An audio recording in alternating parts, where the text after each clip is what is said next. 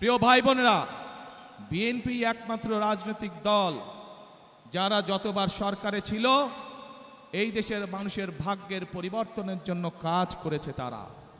এবং সেই জন্যই আমি 17 বছর পর যেদিন দেশের মাটিতে পা রেখেছিলাম সেদিন আমি সমগ্র বাংলাদেশের মানুষের কাছে একটি কথা বলেছিলাম যে উই হ্যাভ এ প্ল্যান, অর্থাৎ আমাদের একটি পরিকল্পনা আছে দেশের মানুষকে ঘিরে, দেশকে ঘিরে।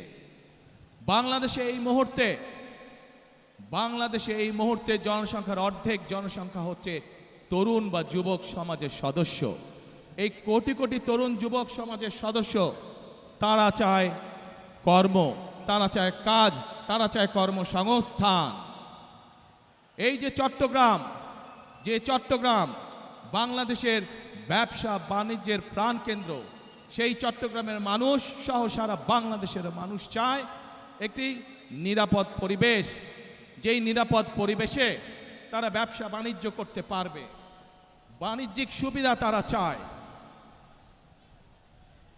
এই চট্টগ্রামের মানুষ সারা বাংলাদেশের মানুষের মতন চায় যে তাদের সন্তানরা যাতে লেখাপড়া করতে পারে, সেই পরিবেশ তৈরি তারা চায়।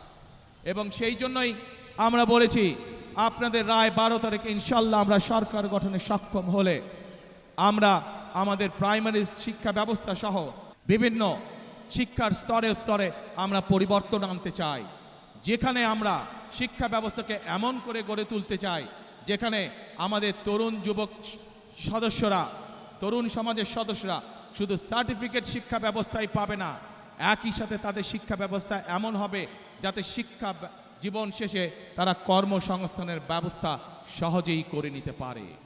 এবং সেজন্যই আমরা বলেছি যে আমরা হয়তো আপনাদেরকে বলতে পারি অমুক জায়গায় এত বেডের হসপিটাল করব, তমুক জায়গায় এত বেডের হসপিটাল করব, কিন্তু আমরা তা বলতে চাই না আপনাদেরকে।